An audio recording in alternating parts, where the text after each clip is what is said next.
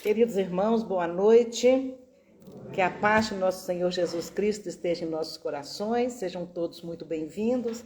Bem-vindo também o pessoal aqui do Meet e do Instagram. Vamos falar hoje sobre a multidão que nos rodeia. A multidão que está ao nosso redor, da qual nós recebemos influência e a qual também nós influenciamos. Estamos nos referindo ainda à questão do cego Bartimeu, que ao pedir Jesus misericórdia, a multidão o mandava calar. E nós temos essa multidão interna que nos boicota. Nós mesmos nos boicotamos muitas vezes. Ao mesmo tempo que tem aqueles incentivos ao contrário que nos chegam de fora, tipo assim, não, você não vai dar conta desse seu objetivo, não tem jeito. Outra hora diz assim, essa doença não tem cura, eu já estou perdido. E aí é a gente mesmo se boicotando, né? Outra hora é assim, você olha alguém e fala, bobagem, fulano não tem jeito, pau que nasce torto, morre torto. E nada, tem tanto ditado considerado sabedoria popular e dizendo que a voz do povo é a voz de Deus, e tanto ditado que não justifica e que não é verdadeiro. Por exemplo, este pau que nasce torto, morre torto, isso vai totalmente contra o que a doutrina tem nos ensinado ao nos mostrar que estamos todos sob a lei do progresso, né? E a cada dia nós vamos aprendendo, e o progresso é uma lei, então nós seremos atingidos por ela. Aquela multidão interna que nos desanima, nós mesmos nos desanimamos. Nossa, esse vício é maior do que eu não vou dar conta. Nossa, essa minha tristeza está muito maior, eu não vou dar conta de sair desse quadro depressivo. Então, a gente vai deixando essa multidão do lado de fora e a multidão do lado de dentro influenciar as nossas vidas de uma forma muito negativa. Mas quando nós persistimos em nossos objetivos, a multidão de dentro se cala, a multidão de fora se anima. Ao ver a nossa luta, ao ver os nossos esforços, e foi exatamente o que aconteceu com o cego, quando ele finalmente consegue convencer a multidão que ele estava com vontade de encontrar Jesus e ele encontraria Jesus, a multidão se rende e chama o cego. E diz a ele, tende bom ânimo, levanta, que Jesus te chama. Trazendo para os dias de hoje, será que nós estamos vivendo a nossa religiosidade de uma forma a ponto de compreendermos que Jesus nos chama até hoje, que Jesus está nos chamando e que esse chamado de Jesus significa nos conduzir em direção ao nosso Cristo interno, que é onde fala a voz de Deus em nossa consciência. E é exatamente esta constatação deste Cristo interno é que vai nos dar a melhor compreensão dos enigmas da vida, onde a gente vai compreender o porquê sofremos, o que estamos fazendo aqui, o que nós viemos fazer aqui, né? Então, chega aquele momento que você vai compreender, como todos nós vamos compreender, que quando Jesus nos chama, ele não nos chama para nos criticar, para nos julgar, ele nos chama para nos acolher, para nos fortalecer, para nos aconchegar no seu amor que é infinito por todos nós. Ele nos chama para nos dar o conforto espiritual. Então a gente precisa de curar não só a nossa cegueira espiritual, mas também a nossa surdez. Então a multidão se aproxima do cego e diz, tende bom ânimo. e ele consegue ter bom ânimo. Mas e nós, quando nós chegamos perto de alguém e dizemos: oi, você precisa se animar. Você precisa se animar. Você tem que sair desse marasmo. Você tem que trabalhar sua autoestima. E a gente enche os ouvidos dos desanimados, das nossas frases feitas, quando muitas vezes essas frases não têm ressonância nem no nosso próprio estado íntimo. Porque muitas das vezes nós estamos querendo convencer o outro que ele precisa animar-se, mas a gente está, na verdade, tentando convencer a si mesmo, porque somos nós também que estamos ali precisando de ouvir o que nós estamos receitando. Nós precisamos de tomar aquele remédio que nós estamos receitando. Então, quando a gente pensa que vai conseguir ajudar alguém e chega cheio de exigências, olha, para você dar conta disso que está acontecendo com você, você precisa estudar o Espiritismo, você precisa...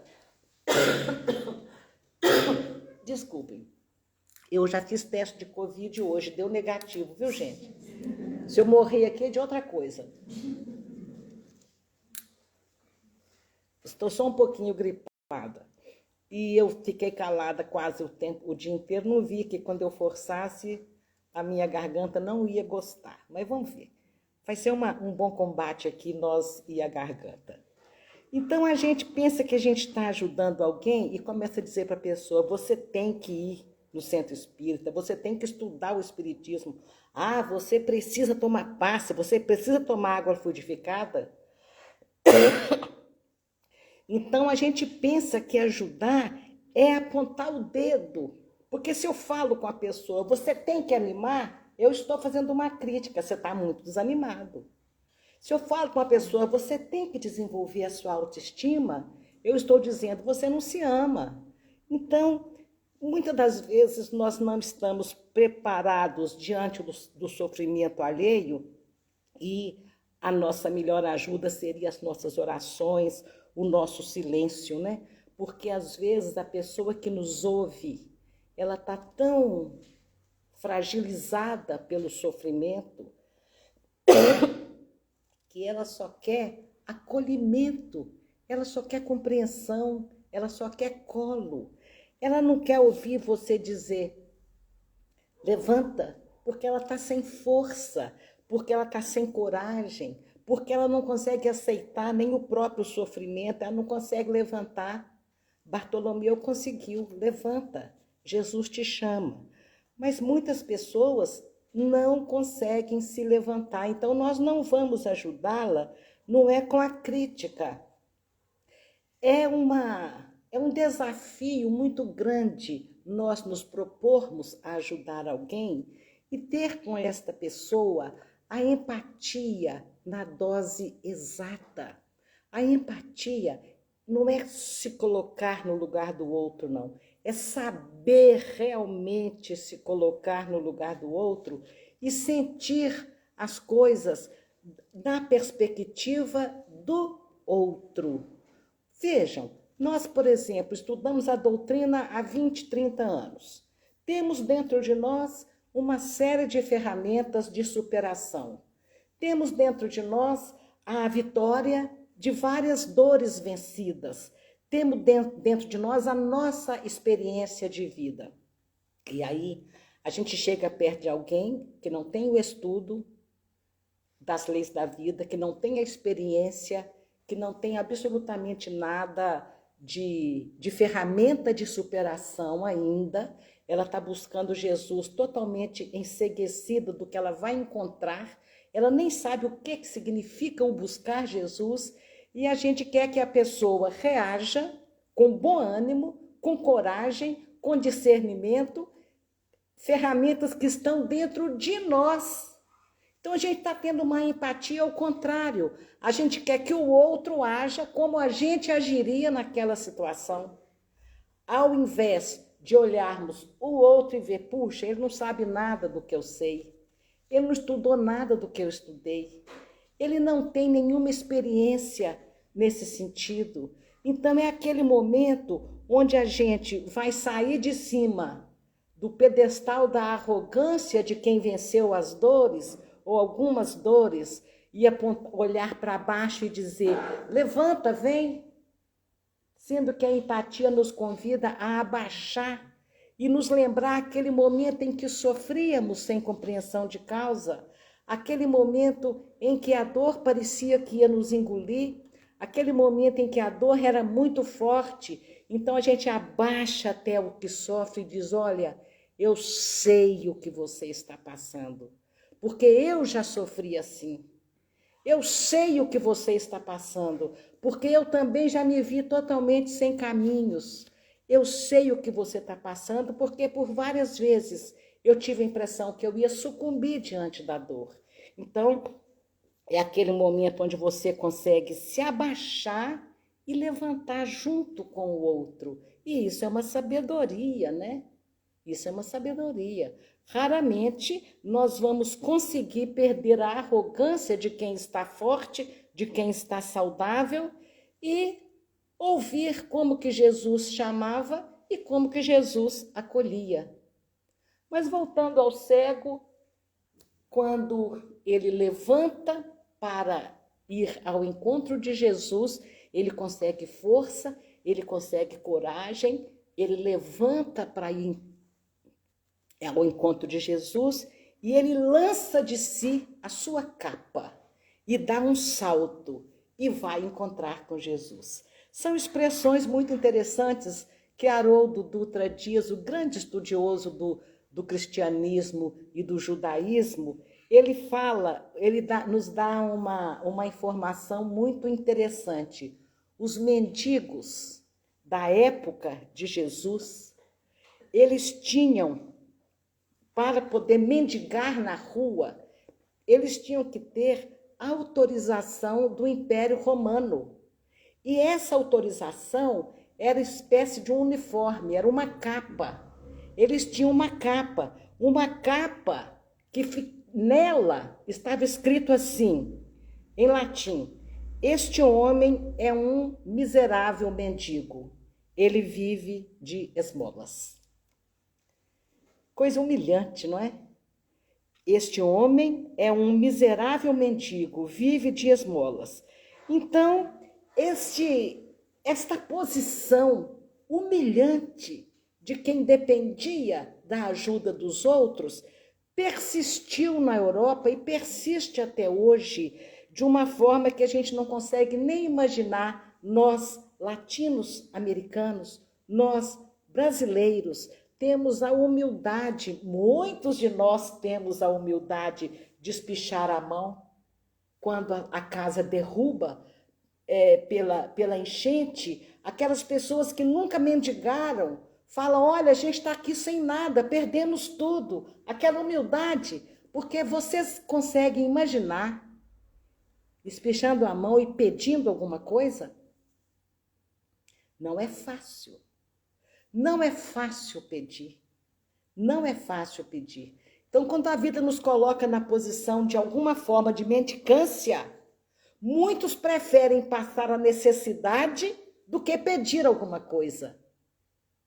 Porque pedir é algo que culturalmente não é aceito. Até hoje a gente vê isso. Eu estava numa das grandes capitais da Europa uma vez, e eles me chamaram, não vou falar o nome da capital não, porque ela é tão linda, eu não quero denegrir, eu não quero enxovalhar a imagem dessa capital. Os amigos brasileiros que nos recebiam disse assim, a gente vai fazer uma distribuição de quentinhas hoje à noite. Você quer ir com a gente para você ver como é que é a caridade aqui na Europa? Falei, vamos, que hora? A gente pega 00:30, mas por que tão tarde? Porque as autoridades não deixam que a gente distribua nada aos pobres. Porque eles têm que dar a impressão de que o Estado dá conta de cuidar dos seus. que os seus cidadãos não precisam de viver de caridade. Só que eles não davam conta e muitos passavam fome. E entre esses que recebiam as quentinhas e o sanduíche, tudo devidamente embalado, com uma exigência impressionante da vigilância sanitária de lá, esses, você tinha que chegar humildemente e perguntar, você quer?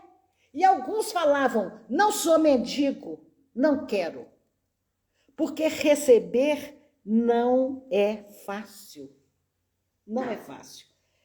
Então, quando o mendigo larga esta capa, ele estava largando o seu atestado de incompetência. Ele estava largando a sua condição de subserviência. Ele estava largando aquele atestado de que ele não dava conta de cuidar de si mesmo. É um grande salto que ele dá no momento que ele abandona a posição de pedinte e dá um passo definitivo, dizendo, agora eu vou dar conta sozinho. Então, é muito significativo este momento em que nós largamos a capa da pessoa que vive uma relação abusiva, por exemplo, e sem coragem de romper, de uma pessoa que está num emprego super insatisfatório e tem coragem de abandonar aquela zona de conforto. Então, é aquela ousadia que vem da coragem de quem diz, agora eu vou mudar o rumo dessa prosa. E essa postura do Bartolomeu, então, é muito interessante. Abandonar as nossas capas exige coragem, porque é um processo de escolha, né? Onde o mais difícil é assumir as consequências das nossas escolhas. O apóstolo Paulo, ele abandona a sua capa também, num processo inverso ao de Bartolomeu, porque Bartolomeu, ele era o invisível social, ele era a descrença total, ele era um ser humano totalmente falido e que não usava as suas potencialidades. Paulo e Bartolomeu larga essa capa de incompetente. E o Paulo, ele larga também uma capa, mas a capa que ele larga é muito mais difícil de largar, porque ele larga a capa de um jovem rico, poderoso, culto, doutor da lei. Sua capa era o que o colocava no topo da pirâmide social da elite judaica daquela época, né? Então os dois soltam as suas capas, um para crescer, como Bartolomeu, e o outro para se diminuir, para que Cristo crescesse. Todas as duas situações é muito difícil sair do status que se encontra e partir para novas buscas, né? Quem já fez isso sabe a maravilha que é poder romper com uma situação desconfortável e conseguir algum sucesso, né, em novos empreendimentos. Bartolomeu solta a capa e se levanta. Paulo solta a capa e cai. E cai aos pés de Jesus, né? Então são movimentos para colocar o Cristo no centro de suas vidas. Todos dois colocam o Cristo no centro de suas vidas. E nós também podemos observar quais são as capas que estão nos deixando paralisados, né? E em que momento a gente vai dar conta de dar um salto na nossa vida, mesmo que seja um salto imperceptível, onde nós vamos dizer, Senhor, queremos que o Senhor seja o centro das nossas vidas. Queremos que o Senhor seja a inspiração maior das minhas escolhas. Queremos poder contar com o Senhor e receber todo o amor que eu tenho direito como filho de Deus, mas queremos também que o Senhor conte comigo, porque eu também quero ajudar a espalhar, a disseminar esse amor. Então, abandonar o desânimo, né? É uma coisa muito interessante dar essa guinada na nossa vida, nos julgarmos capazes de abandonar o que não está bom e ir de encontro à nossa essência divina. Nós temos uma essência divina. A nossa realidade não está definida pelas capas que nós nos cobrimos. A nossa realidade é que nós somos seres espirituais perfectíveis. E isso é uma coisa que eu gosto sempre de me lembrar. Não estou pronta. Eu sou uma pessoa, como todos nós somos, em total processo de crescimento, porque nós podemos e temos forças de abandonar as capas dos interesses mais imediatos da vida material, nós podemos abandonar a capa das mágoas, nós podemos abandonar a capa dos nossos medos, né? Nós podemos procurar a fundo o que está tapando os nossos ouvidos e os nossos olhos para finalmente conseguir dar a Jesus a importância que ele deve ter em nossas vidas. O Bartolomeu, ele se entrega a Jesus, mas Jesus não ia dar a ele comida. Jesus não ia dar a ele os meios de sobrevivência.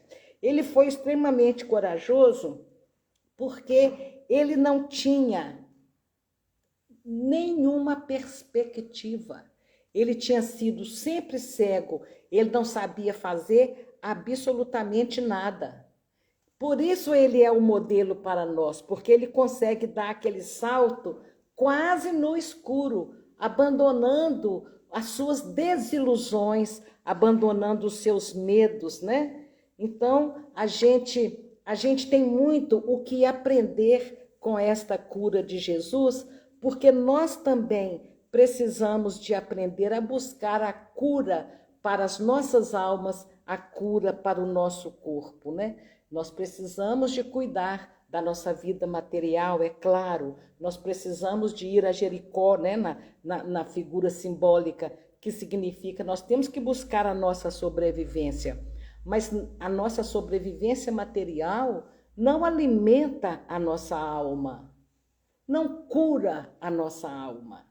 Então, quando nós passamos a vida inteira indo a Jericó, simplesmente, sem sair de Jericó, chega a velhice, chega a desilusão, chegam as perdas afetivas, as perdas profissionais, até a aposentadoria pode ser algo terrível, que tem gente que corre do aposentar-se, porque quando você aposenta-se, você também abandona, perde o status que aquele cargo te dá. Por exemplo, você é um delegado de polícia. Todo lugar que você chega, você é uma autoridade. Você aposenta e você perde esse status. Você é um médico, você é um porteiro de um edifício, todo mundo te conhece. Então, você aposenta, você perde aquela função que você pensava que te definia. E, na verdade, não são essas coisas que nos definem, né? Então, é esse momento onde a gente busca Jesus, escuta o chamado, e quando o cego chega perto de Jesus, Jesus fala com ele assim: o que queres que eu faça? O que queres que eu faça? O homem está cego. Será que Jesus tinha que perguntar? A gente pode pensar assim, a pergunta é desnecessária. Por que Jesus pergunta? Para nos mostrar que em todas as situações da nossa vida, a lei do livre-arbítrio está regendo ali as nossas escolhas. E Bartolomeu, ele sabia o que ele queria. Mas ele poderia dizer, olha, eu quero a partir de hoje ter tudo que eu preciso sem precisar de ficar sentado na rua pedindo. Eu quero um jeito disso ir lá em casa. Muitos querem isso. Muitos querem isso. Porque quando ele está lá dentro de casa, A cesta básica chega lá dentro da casa dele. Ninguém vê ele carregando aquela cesta para a rua fora. Muitos ficam quietinhos dentro de casa, esperando a solução chegar, a ajuda chegar, e que ninguém presencie aquela ajuda, né? Então, o cego poderia dizer, eu quero que tudo fique muito bom para mim, sem eu ter que pedir, eu quero curar da minha cegueira e eu quero ficar muito feliz. No entanto, o que o cego pede? Ele diz, eu quero ver. Eu quero ver, no sentido de eu quero enxergar a minha realidade. Eu quero enxergar a minha potencialidade. Eu quero ter condições de analisar a minha situação e determinar para a minha vida o que é melhor. Eu quero ser o senhor da minha vida e da minha sobrevivência. Então é isso que o cego pede. Ele pede para ter condições de resolver a própria situação. Porque a vida sempre vai nos colocar diante de uma opção.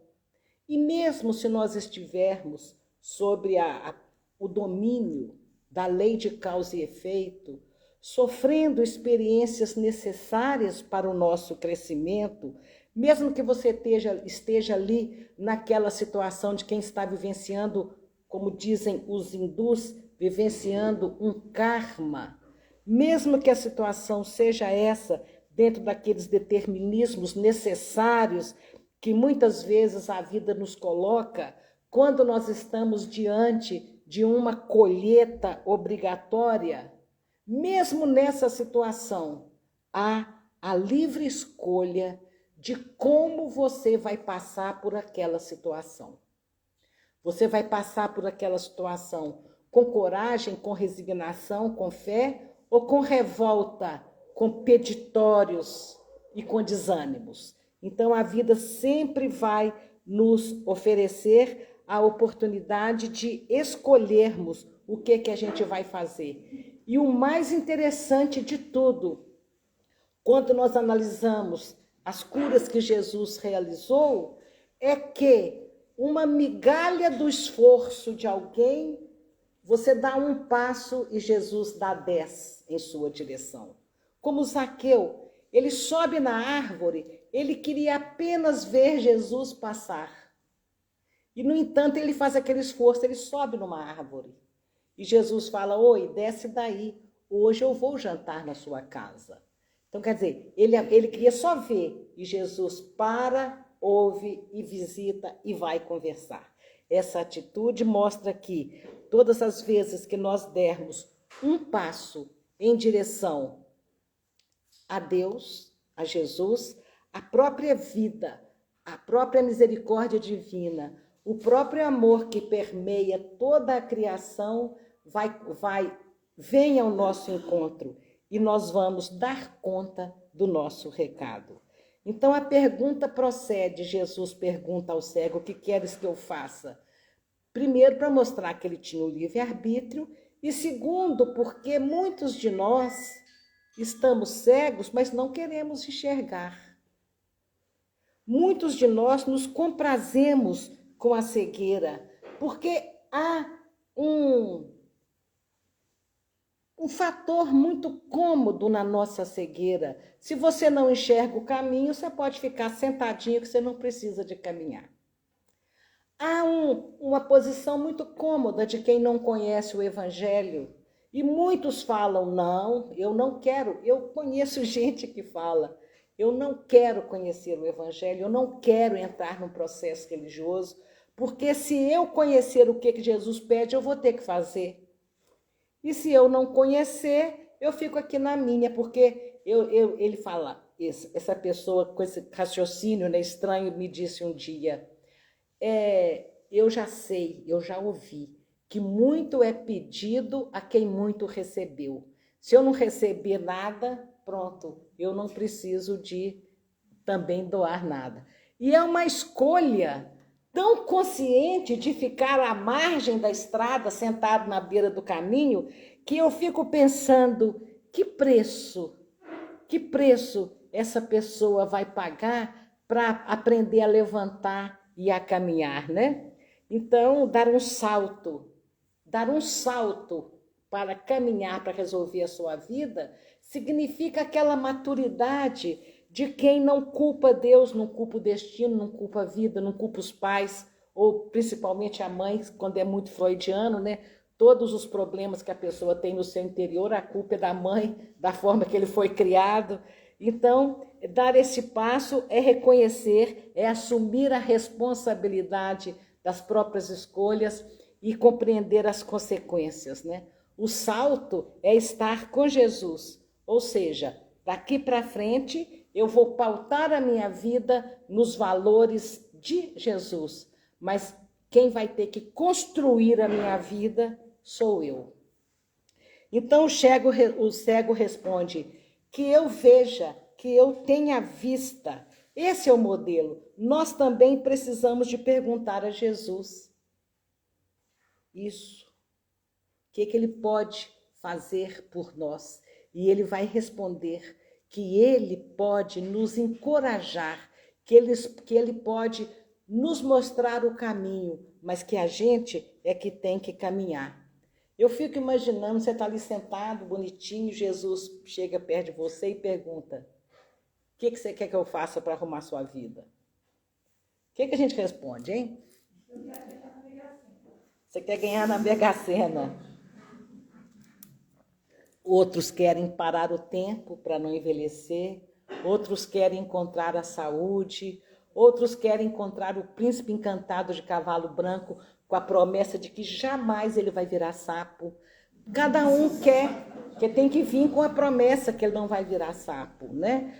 Então, cada um de nós quer uma coisa. Olha, eu quero mais dinheiro na minha conta, eu quero a felicidade dos meus filhos, eu quero a minha saúde. É isso que a gente pede, né? Cura aí todo mundo. A gente não pede para ver o caminho, a gente não pede para saber por que sofre, a gente não pede para compreender, para ter uma ampla compreensão da vida. Porque quando a gente muda o nosso padrão mental, deixando para trás peditórios, queixas e reclamações, significa que a gente está assumindo um novo padrão mental, onde a vida vai se tornar mais leve, a visão espiritual vai possibilitar com que você enxergue o que é preciso fazer, com que você compreenda por que as coisas são como são, e diante disso o problema do filho, a doença, o pouco dinheiro, a solidão, tudo isso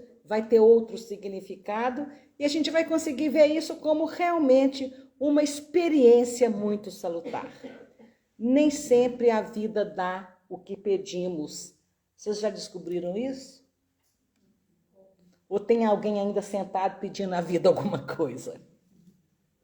A vida não vai nos dar. O dia que eu li aqui que Deus não dá felicidade, alguém falou, como Deus não dá felicidade? Não, ele não dá felicidade. Está na cara que ele não dá felicidade. Porque se ele desse, todos nós seríamos igualmente felizes. Ele daria a mesma quantidade de felicidade para todo mundo. Então, o que ele deu? A condição de encontrarmos essa felicidade. Então, se a gente pede saúde, se a gente pede a cura e ela não acontece, a gente vai ver que a gente precisa de certos aprendizados para que as coisas aconteçam. Muitas das vezes, a cura é a doença. Complicado entender isso? A cura é a doença. É a doença que a gente carrega, é que vai purificando aos poucos o nosso corpo espiritual, é que vai fortalecendo o nosso caminhar, é que vai trazer as experiências necessárias para o nosso crescimento. Então, diante disso, será que é certo a gente pensar Luiz, ainda bem que você está aí, né, Luiz? Daqui um pouquinho o Luiz vai assumir aqui. Você está tossindo, Luiz?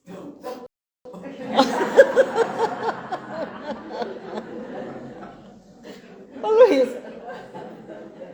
Luiz, eu passei tosse para você, Luiz?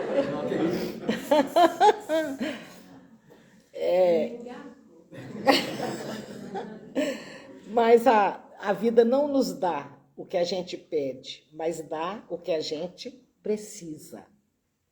Não dá o que a gente pede, mas ela sempre vai dar o que a gente precisa.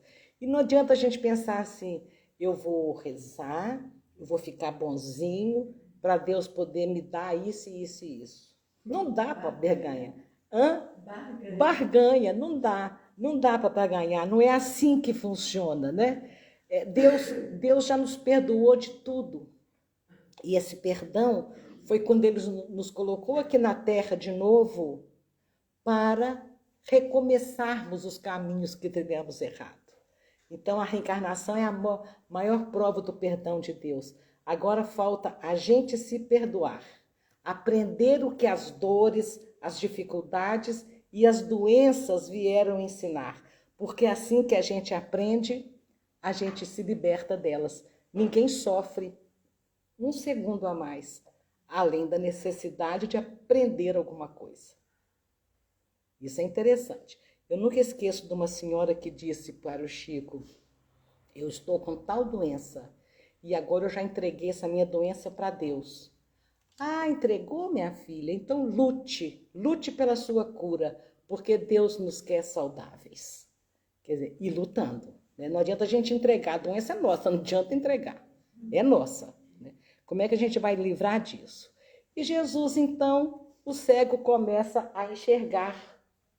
E Jesus diz o que disse várias vezes em várias curas: a tua fé te salvou. A tua fé te salvou. Então vamos supor que o cego tivesse ali com uma colheita, né? Furou o olho de alguém numa existência, renasceu cego agora para poder ver como é que é ruim ser cego e tal. Vamos supor que ele estivesse ainda num processo terrível de reajuste, mas ele já tinha aprendido o que a cegueira veio ensinar e ele pediu misericórdia. Então, ele teve aquela situação onde a fé gera merecimento. E isso é muito interessante, viu, gente? Pensar nisso, porque diante de tudo que a gente diz aqui, a cruz é sua, você vai carregar, mas a fé das nossas orações gera um merecimento. Então, Jesus diz ao cego, a sua fé te curou, quer dizer, não fui eu que te curei, foi você, foi a sua capacidade, você mesmo que movimentou os recursos para você. Então, muitos procuram uma cura e não conseguem. E qual foi a atitude do cego que permitiu que a cura acontecesse? Primeiro, que ele não teve aquela resignação passiva de estou carregando a minha cruz e vou carregá-la até o final. Depois, ele aceita a própria condição de cegueira e acha justa a cegueira. Tanto é que ele não pede justiça, ele pede misericórdia. Depois, ele não fica sentado esperando a cura cair do céu, ele vai atrás. Depois, ele persiste no pedido de misericórdia. Então, ele vai nos mostrando as várias situações, os vários movimentos que ele fez e que são importantes na nossa busca também. Tinha mais um pouquinho aqui, mas não tenho mais condições. Luiz, por favor.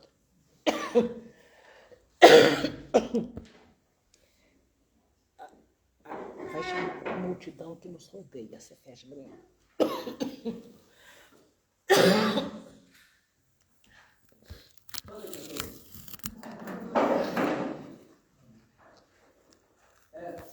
Todo aquele que